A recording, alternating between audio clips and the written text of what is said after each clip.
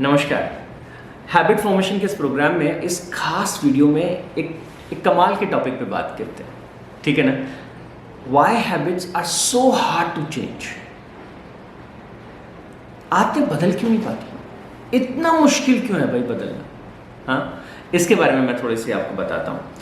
अगर आप ध्यान दें तो हमारी लाइफ में ज़्यादातर काम हम अनकॉन्शियसली करते हैं। हमारा सिस्टम जो है that is more of design has been designed in such a way that it works automatically। आप हवाई जहाज से सफ़र करते होंगे ना, और हवाई जहाज से मेट्रो से आप सफ़र करते होंगे, और आपको अगर ठीक से पता हो तो वो मेट्रो जो है इट इज़ कम्प्लीटली मैकेनाइज्ड। अगर उसमें वहाँ पायलट ठीक से नहीं भी बैठे तो भी वो चलता रहेगा, ठीक है ना। तो अगर फ्लाइट एक लेवल पे जब उड़ रही है तो उसको ऑटो पायलट मोड पे डालते हैं, it can go, you can take rest. ठीक इसी तरह से बहुत जो एफिशिएंट सिस्टम होते हैं वो ऑटो पायलट मोड पे काम करते हैं, और human body, human this whole system is just like that. शायद आपको शायद शॉक लगे कि कितनी ज़्यादा चीज़ें हमारा दिमाग जो है हमारी बिना सोचे बिना हमारे नोटिस में आए बिना करता रहता है, लगातार करता रहता है। देखिए, बाल बढ़ते रहते हैं, कोई कॉन्शियस एफर्ट करने की ज़रूरत नहीं। हार्ट जो है ब्लड को पंप करता रहता है, कोई कॉन्शियस एफर्ट की ज़रूरत नहीं। We continuously breathe, it's going on and on and on, जब तक चलना है वो चलता रहता है, राइट। ब्लड जो है वो लगातार प्योरीफाई होता रहता है।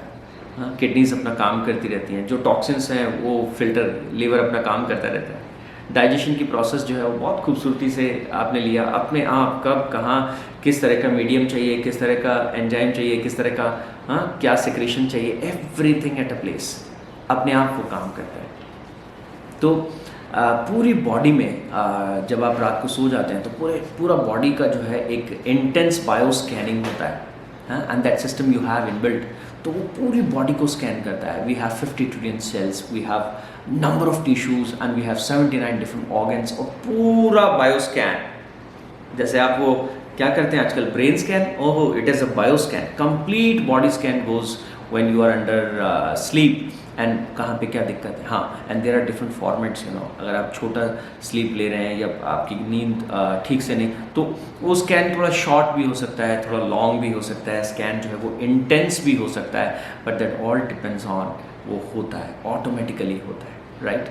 तो बहुत सी ऐसी चीज़ें हैं, चाहे भूख का लगना है, चाहे एपेटाइट की बात है या हंगर की बात है, किसी भी तरह की चीज़ें हैं। बहुत सारे फीडबैक लूप्स है ना, चलते रहते हैं। हार्मोनल सिक्रेशंस चलते रहते हैं। किसी तरह का शरीर में छोटा मोटा इन्फेक्शन हुआ, body will get WBCs and every system will, antibodies will get ready and they will face that, क्या करना है, कैसे करना है। सो most of the life activities, most of the things as far as this body is concerned, they are going on autopilot mode, and habits are part of this. Habits are the part of this autopilot system. Okay, so once something has become your habit, what does it mean? Now it is happening automatically. You are not even aware of that. You are not even aware of that. वो हो गया, पता ही नहीं चला, हो गया। मैं तो आज सुबह मैं अपने बेटे के साथ जो है वो पूजा करने के लिए फूल लेने गया था। तो हम दोनों जो फूल चुन रहे थे, तो छोटा 7 साल का बच्चा संवित, तो मैंने कहा कि चलो आप फूल तोड़ के इकट्ठे करो। उसने तोड़ा, और अचानक से जब उसने एक फूल तोड़ा अगला, तो मैंने कहा बेटा रुक जाओ, इसको मत रखो इसमें बाउल में। क्यों? मैं तो रखूँगा। मैंने कहा नहीं रुको ना, तुमने, तो मैंने उसको बताया कि तुमने अभी अपने नाक में अंगुली डाली, और वो जब फूल को तुमने चुना तो वो खराब हो गया, तो भगवान को ऐसा फूल नहीं चढ़ाता। मैंने कहा नहीं, मैंने सच में नहीं डाली, तो पता ही नहीं चला। और सबके साथ ऐसा ही होता है। ये अनकॉन्शियसली हाथ या जो भी एक्टिविटी हम करते हैं, that starts automatically, and that is the reason कि आदतों को बदल पाना जो है वो बहुत मुश्किल होता है, क्योंकि वो हमारे कॉन्शियस जो एरिया है, जो हम कॉन्शियसली डिसाइड करते हैं, जो हम कॉन्शियसली क्या करना, क्या नहीं करना, कैसे करना, कितना करना, उस टेरेन में, उस सिस्टम में जो है वो हैबिट आता ही नहीं। वो अंदर जो है अपने आप जो है वो होता चला जाता है। तो फिर कैसे करना चाहिए? हैबिट्स को अगर हम बदलना चाहते हैं तो we have to we have to make ourself aware of that. तो एक बड़े फेमस साइकोलॉजिस्ट हुए हैं और मुझे उम्मीद है आप उनको जानते होंगे। कार्ल जुंग जो है वो उनका नाम है। और कार्ल जुंग एक बहुत कमाल की बात कहते हैं। वो क्या कहते हैं? until you make your unconscious conscious, until you make your unconscious conscious, you will find that whatever wrong is going on in your life is just your fate. But it's not like that. It is all coming out from that unconscious because of those unconscious habits. हमको लगता है अरे मेरा exam में selection नहीं हुआ, मेरी तो किस्मत ख़राब है, मेरे तो ये 4 नंबर कम आ गए, मेरी किस्मत ठीक नहीं है। मुझे नहीं पता कि किस्मत और ये सब कैसे काम करता है। I am not authority on that, but I am 100% sure हर सफलता और असफलता के पीछे एक सिस्टम काम करता है, एक प्रक्रिया काम करती है, एक प्रोसेस काम करती है, एक आदत काम करती है। If you have right kind of habits in your life, you can achieve any height, any success, what ever you want in life. If you don't have those habits at place, life is tough, life is hard, life is struggle. Okay, so keep it in the mind. The core secret, the core philosophy or technique, अगर अपन आदत को बदलना चाहते हैं, अगर आप अपनी आदत को बदलना चाहते हैं, क्या करना पड़ेगा? सबसे पहले उसको अनकॉन्शियस डोमेन से कॉन्शियस डोमेन में लाना होगा। पहले हमको अपने आप को उसके बारे में क्या करना होगा? We have to be aware of, ये मैं करता हूँ। जैसे एक बार पता ही नहीं चलता, लोग कहते हैं मेरे को पैसे की तंगी है, वो हमको एक आउटकम दिखता है। क्यों है पैसे की तंगी?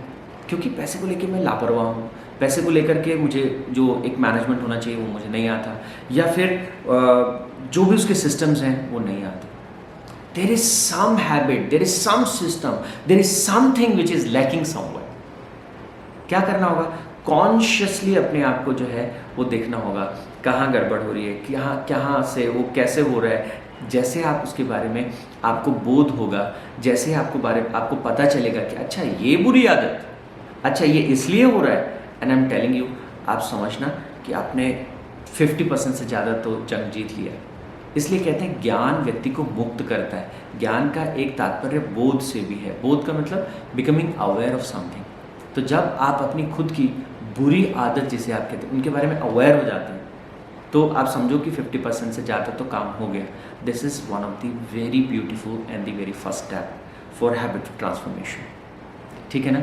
आदमी को लगता है मैं ये मादक पदार्थ, ये ड्रग, ये क्यों मैं इंटॉक्सिकेट करता हूँ अपनी बॉडी को, तो उसे लगता है it is all fun, it is all party.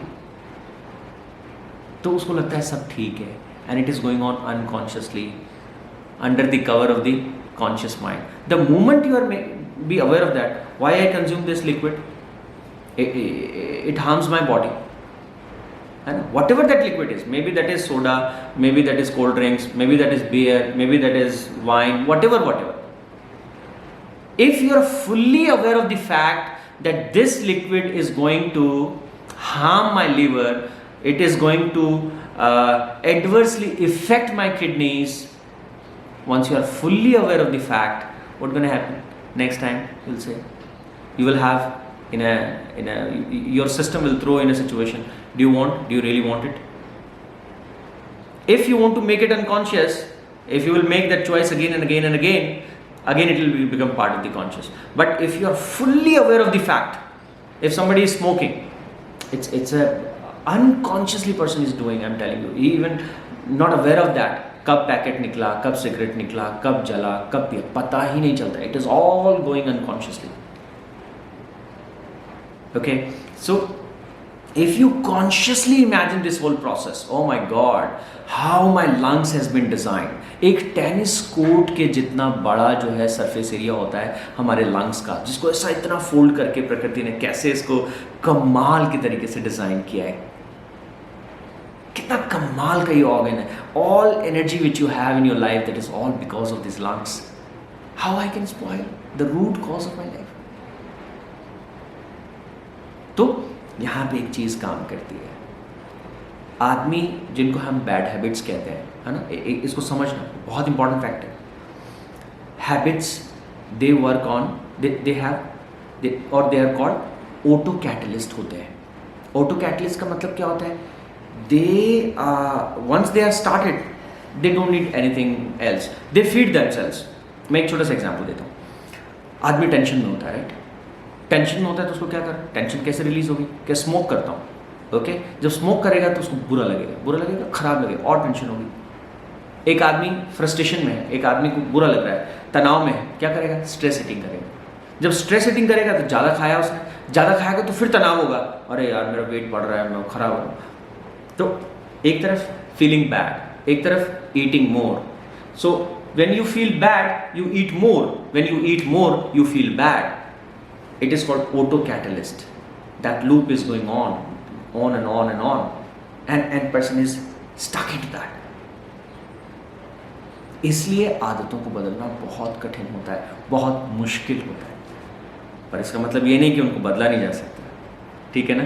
तो हम समझेंगे कि अगर ये ऑटो कैटलिस्ट में नेगेटिव हैबिट्स काम करती हैं तो if you understand this system fully, हम जो है वो अच्छी आदतों को भी तो इस मोड पे ला सकते हैं। ये ऑटो पायलट मोड हमारे लिए कोई श्राप नहीं है, ये हमारे लिए वरदान है, क्योंकि हमारे पास जो ऊर्जा है, जो समय है, वो बहुत सीमित है। जब भी किसी चीज़ को आपका सिस्टम अनकॉन्शियसली करता है तो वो बहुत कम एनर्जी में उसे मेंटेन करता है, बहुत कम एनर्जी में उसे ख़त्म कर देता है। So it saves your lot of energy. अगर हम इसी तरह से पॉजिटिव हैबिट्स के साथ ये काम करें और पॉजिटिव हैबिट्स जो है वो ऑटो पायलट मोड में आ जाए, तो जीवन में जो मिरेकल आप देखना चाहते हैं, जो मैजिक आप अपनी लाइफ में देखना चाहते हैं, जो सक्सेस, जो प्रोग्रेस आप अपनी लाइफ में देखना चाहते हैं, that all will be always around you, ठीक है ना? तो अगले सेशन में हम इसी के बारे में बात करेंगे। हम चर्चा करेंगे किस तरह से जो हैबिट्स हैं, उन हैबिट्स को जो है पॉजिटिव हैबिट्स को हम बिल्ड करते चले जाएं हमारी लाइफ में, ठीक है ना? अगले सेशन में हम उसके बारे में बात करेंगे। Thank you so much for watching.